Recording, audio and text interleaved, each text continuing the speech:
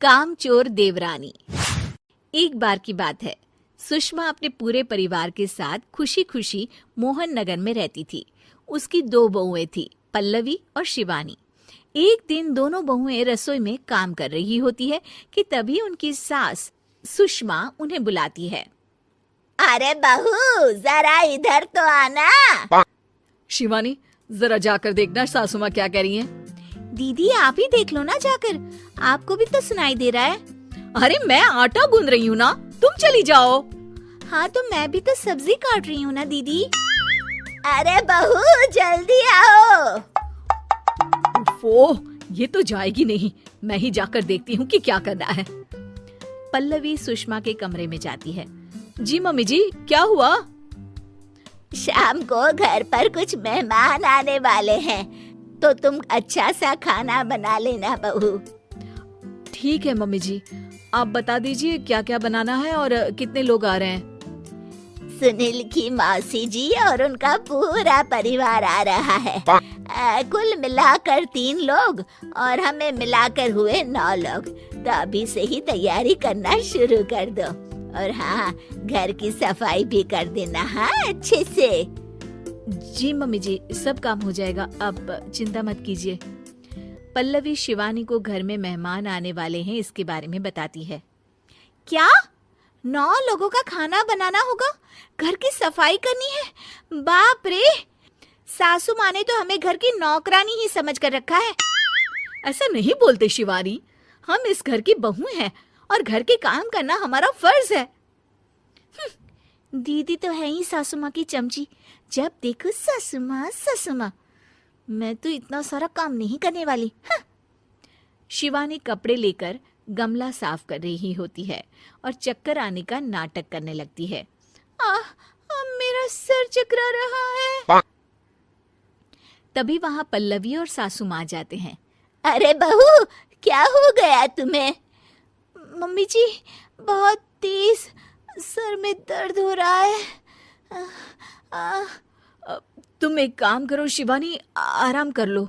नहीं नहीं दीदी, घर में मेहमान आने वाले हैं, मुझे आपकी मदद करनी चाहिए। अरे कोई बात नहीं शिवानी, तुम आराम कर लो, मैं सब काम कर लूंगी।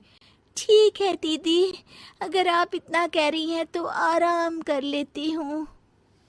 शिवानी आराम से अपने कमरे में मैगजीन पढ़ रही होती है। इसे कहते हैं आराम की जिंदगी। इतना सारा काम। चलो, सारा काम खत्म हो गया, शिवानी को देख आती हूँ। शिवानी अपने कमरे में ईयरफोन में गाने सुनते सुनते सो जाती है और उसके साइड में मैगजीन भी रखी होती है। पल्लवी वहां आ जाती है और वो सब देखती है। ओहो, तो मतलब सब काम चोरी का बहाना था। अभी बताती हूँ इसको। घर का सारा काम मुझे करना पड़ा और ये महारानी यहाँ मैगजीन पढ़ रही है, गाने सुन रही है। पल्लवी रसोई से एक प्लेट और चम्मच लेकर आती है और शिवानी को थाली बजाकर उठाने लगती है। शिवानी अचानक से उठती है। उठ गई महारानी, गाने भी सुन लिए, मैगजीन भी पढ़ ली। तुम तो बहुत बड़ी झूठी निकली शिवानी। तुमने सर दर्द का बहाना बनाया ताकि काम करने से बच सको।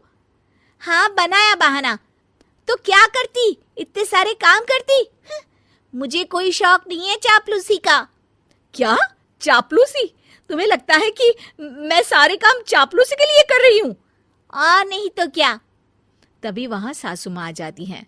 अरे बहू, वो लोग बस आने ही वाले हैं, तुम तैयारियां कर लो। जी सासू माँ, तुझे तो मैं बाद में देखती हूँ। सब खाना खाने बैठते हैं और खाना शुरू करते हैं। तभी सुनील की मौसी बोलती है। वाह भाई वाह, खाना तो बहुत ही अच्छा बना है सुषमा जी, एक एक चीज में क्या स्वाद है। ये सुनकर शिवानी मुंह बना लेती है।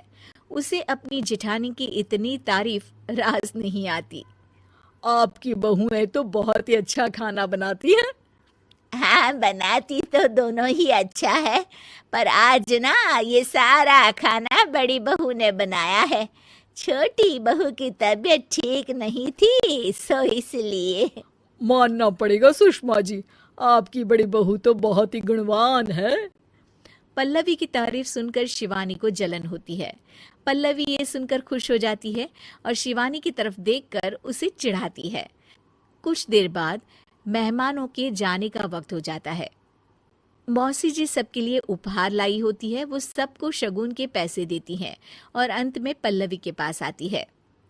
तुम्हारे लिए शगुन का लिफाफा तो है ही, पर बहू तुम्हें एक और उपहार भी मिलेगा इतना अच्छा खाना बनाने के लिए। मौसी अपने सोने के कंगन निकालकर पल्लवी को पहना देती है। ये लो, ये मेरे मनपसंद कंगन है, अब से ये तुम्हारे हुए।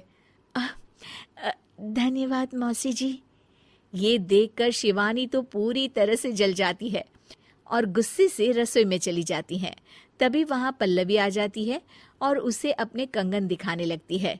देवरानी जी, अब आपका सर दर्द ठीक तो है ना? मुझे लगता है कि अब सर दर्द